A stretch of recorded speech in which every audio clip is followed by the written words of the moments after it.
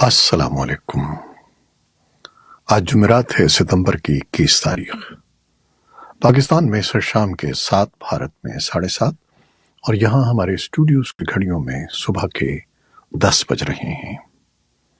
Voice of America Washington کی Urdu service سے میں ہوں خالد حمید، خبروں کے ایک بلیٹن کے ساتھ۔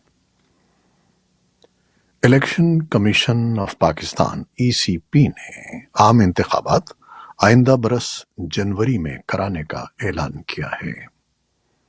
الیکشن کمیشن کے اعلامیے کے مطابق انتخابات جنوری سن 2024 کے آخری ہفتے میں کرائے جائیں گے۔ الیکشن کمیشن 27 ستمبر کو حلقہ بندیوں کی ابتدائی فہرست جاری کر دے گا۔ ECP کے مطابق حلقہ بندیوں پر اعتراضات اور تجاویز کی سماعت کے بعد 30 نومبر کو حتمی فہرست جاری کر دی جائے گی۔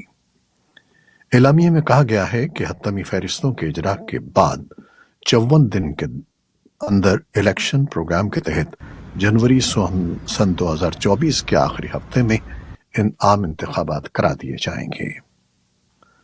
الیکشن کمیشن آف پاکستان کی جانب سے جنوری کے آخری ہفتے میں انتخابات کروانے کے اعلان پر پاکستان کی سیاسی جماعتوں نے ملے جلے رد عمل کا اظہار کیا ہے۔ مسلم لیگ نون کے احسن اقبال اور پیپلز پارٹی کے ندیم افضل چند نے اس فیصلے کا خیر مقدم کرتے ہوئے کہا ہے کہ اس سے ملک میں سیاسی بے یقینی کی صورتحال کا خاتمہ ہوگا، جبکہ PTI کے راؤ حسن کا کہنا ہے کہ 90 دن سے آگے کی انتخابات کی تاریخ آئین سے انحراف ہے جو انہیں قبول نہیں ہے۔ پاکستان کے نمائندہ خصوصی برائے افغانستان آصف درانی کی قیادت میں ایک اعلیٰ سطح کا پاکستانی وفد جمعرات کو کابل پہنچا۔ اسلام آباد میں پاکستان کے معتبر سرکاری ذرائع نے وائس آف امریکہ کو اس دورے کی تصدیق کرتے ہوئے کہا کہ اس دوران پاکستانی وفد افغانستان کے طالبان رہنماؤں سے باہمی دلچسپی کے امور پر تبادلہ خیال کرے گا، لیکن اسلام آباد اور کابل کی طرف سے تاحال پاکستانی وفد کے دورہ کابل کے بارے میں کوئی باضابطہ بیان جاری نہیں ہوا ہے۔ پاکستان کے وزیر خارجہ جلیل عباس جیلانی نے بدھ کے روز کہا کہ پاکستان کو اس وقت تحریک طالبان TTP اور ISIS یعنی اسلامک اسٹیٹ خراسان سمیت دہشت گرد تنظیموں کے بڑھتے ہوئے خطرے کا سامنا ہے۔ وزیر خارجہ نے تنظیم کی جانب سے پاکستان پر حملوں کے لیے افغان سرزمین استعمال کرنے کی صلاحیت پر اپنے خدشات کا اظہار کیا۔ روزنامہ خبریں کے مطابق وہ نیو یارک میں اقوام متحدہ کی جنرل اسمبلی کے اجلاس کے موقع پر منعقد ایشیا سوسائٹی کی تقریب میں پاکستان کی خارجہ پالیسی، امن، استحکام اور مشترکہ خوشحالی پر اظہار خیال کر رہے تھے۔ افغانستان کے لیے امریکہ کے خصوصی نمائندے تھامس ویسٹ کا کہنا ہے کہ انہوں نے اقوام متحدہ کے انڈر سیکرٹری جنرل برائے انسانی امور اور ہنگامی امداد کے رابطہ کار مارٹن گریفتھس کے ساتھ افغانستان کی انسانی صورتحال پر تبادلہ خیال کیا ہے۔ افغانوں کی اہم ضروریات کو پورا کرنے کے لیے امریکہ انسانی امور اور ہنگامی امداد کے لیے سب سے بڑا ڈونر ہے۔ انہوں نے کہا کہ وہ عالمی اصولوں کے مطابق کام کرنے پر اپنے شراکت داروں کے مشکور ہیں۔ بھارت نے کینیڈا کے شہریوں کے لیے ویزا سروس معطل کر دی ہے، جس کا اطلاق فوری طور پر ہوگا۔ ویزے کے لیے معاونت فراہم کرنے والی کمپنی BLS انٹرنیشنل نے بھارتی مشن کے حوالے سے کہا ہے کہ آپریشنل مسائل کی وجہ سے کینیڈین شہریوں کے لیے بھارت کے ویزے معطل کر دیے گئے ہیں اور تاحکم ثانی ویزے جاری نہیں کیے جائیں گے۔ کینیڈا کے وزیر اعظم جسٹن ٹروڈو نے الزام عائد کیا تھا کہ کینیڈین شہری ہردیپ سنگھ نجر کے قتل میں بھارت کے ملوث ہونے کے شواہد ملے ہیں، تاہم بھارت نے ان الزامات کی تردید کی تھی۔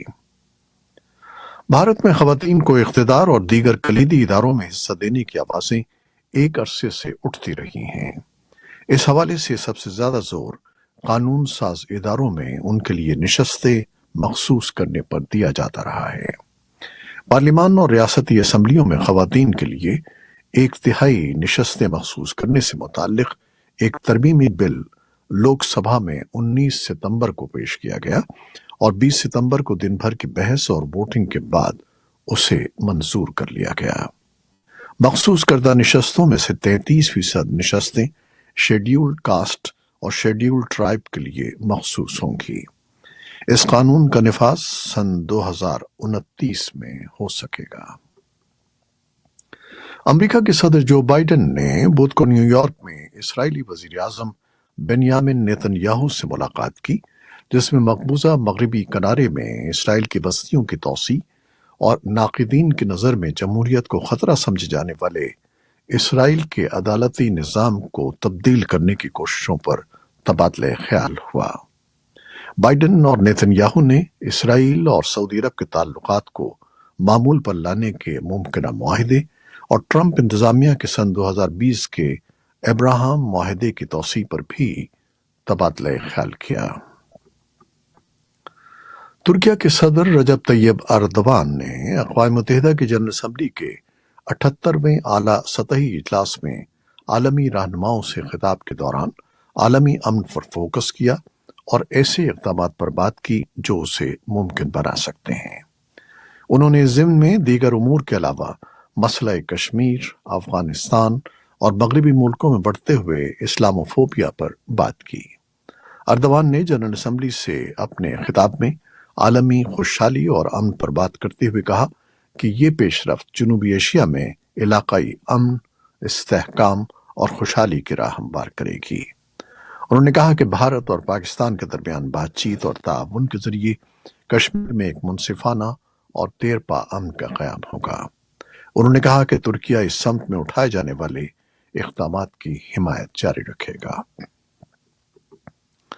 सऊदी अरब के वलीअहद मोहम्मद बिन सलमान ने कहा है कि अगर ईरान ने जौहरी हथियार हासिल किए तो सऊदी अरब भी ऐसा ही करेगा ताकि खित्ते में ताकत का तवाज़ुन बरकरार रहे। अमरीकी नशरियाती इदारे फॉक्स न्यूज़ को एक इंटरव्यू में मोहम्मद बिन सलमान ने कहा कि सऊदी अरब को किसी भी मुल्क के जौहरी हथियारों के हुसूल पर खदशात हैं। इसराइल से ताल्लुकात की बहाली से मुताल्लिक सवाल पर मोहम्मद बिन सलमान का कहना था कि इसराइल से मुज़ाकरात का मतलब ताल्लुकात की बहाली की जानिब बढ़ने के इम्कानात के करीब होना है।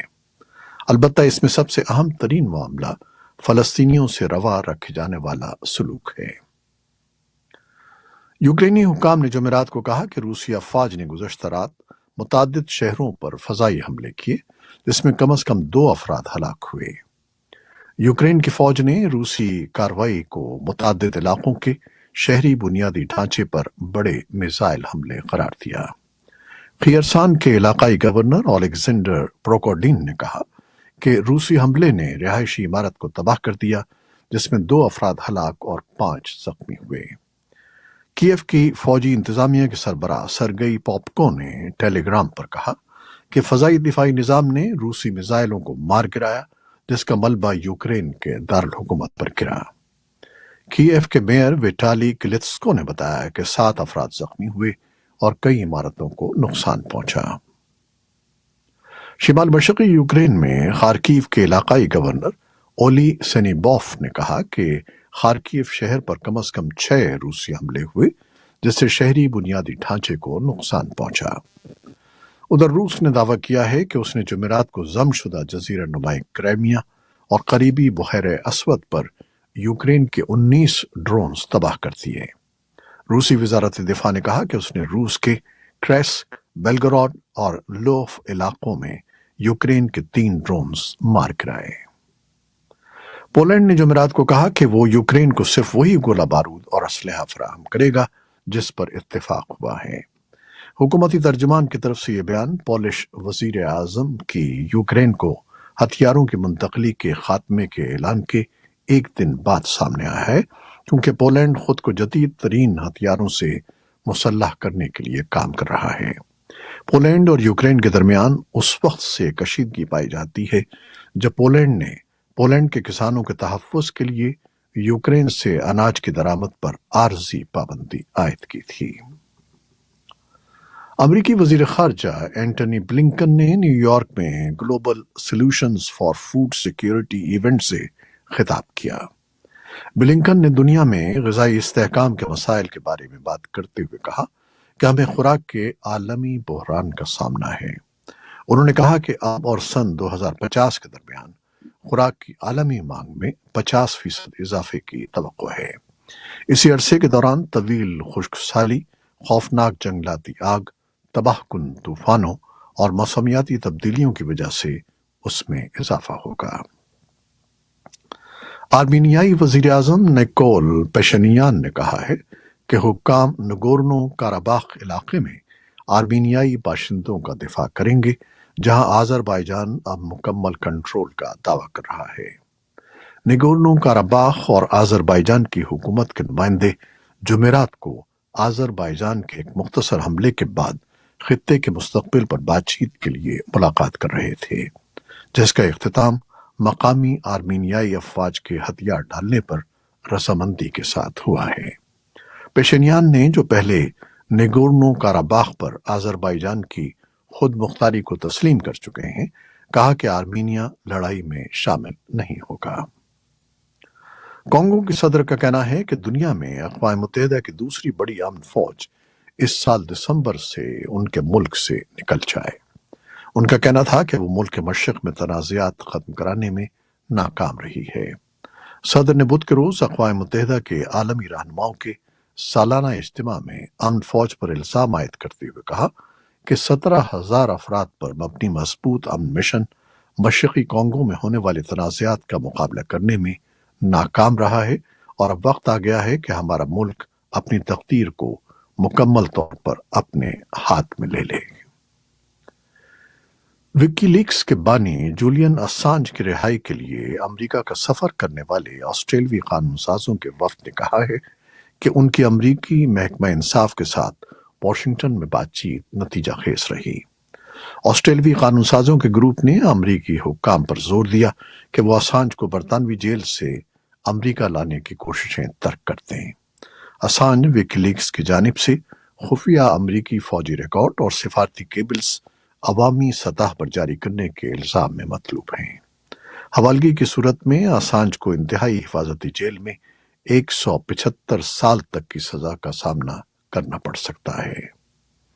یہ تھیں وہ خبریں جو فیس بک لائیو پر ہم نے آپ کے لیے پیش کی۔ ہماری ویب سائٹ، یوٹیوب اور پوڈ کاسٹ پر یہ بلیٹن آپ کے لیے پوسٹ کر دیا جاتا ہے۔ آپ ہمارے بلیٹن کو شیئر کرتے ہیں اور اپنے کمنٹس میں